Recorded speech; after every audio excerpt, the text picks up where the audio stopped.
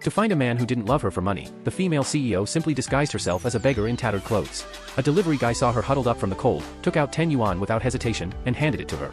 This small act instantly touched the CEO. Men who were kind to strangers were rare these days.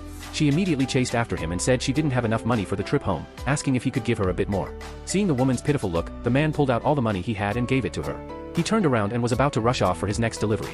The CEO quickly stopped him, saying he could come to her for help whenever he needed it. The man just took it as polite talk from a beggar and didn't take it seriously.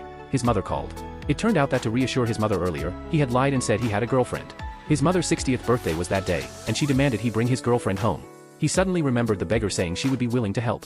He decided to ask her to pretend to be his girlfriend. To his surprise, the CEO agreed right away. She had been worried about not having a chance to get to know this promising guy better. To avoid blowing their cover, the CEO dragged the man straight to a shopping mall to buy new clothes. When she walked out of the fitting room, the man was completely stunned. The elegant and graceful woman in front of him was a world away from the beggar he had met on the street. After getting ready, the two took a bumpy tractor ride to the man's hometown. The man had even prepared a fake marriage certificate beforehand, repeatedly reminding the CEO of what to say and do. Just then, the man's first love arrived with expensive gifts. But when she saw the CEO, her face changed at once, claiming the woman was an imposter. The man took out the fake marriage certificate, only to have his first love expose it as a forgery at a glance. Suddenly, a group of thugs burst in. They said they planned to tear down the old family house to build a resort, and they named the Sioux Group as their partner in the project. The man's mother panicked, knowing they couldn't afford to offend the Sioux Group. She quickly begged the man's first love for help. After all, the woman was a manager at a branch of the Sioux Group. The first love reluctantly stepped forward, trying to use her identity to talk the thugs down, but the thugs just sneered and said a branch manager was nothing to them.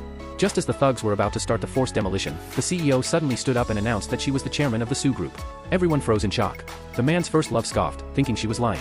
Without wasting any words, the CEO pulled out her phone and called the thug's leader directly.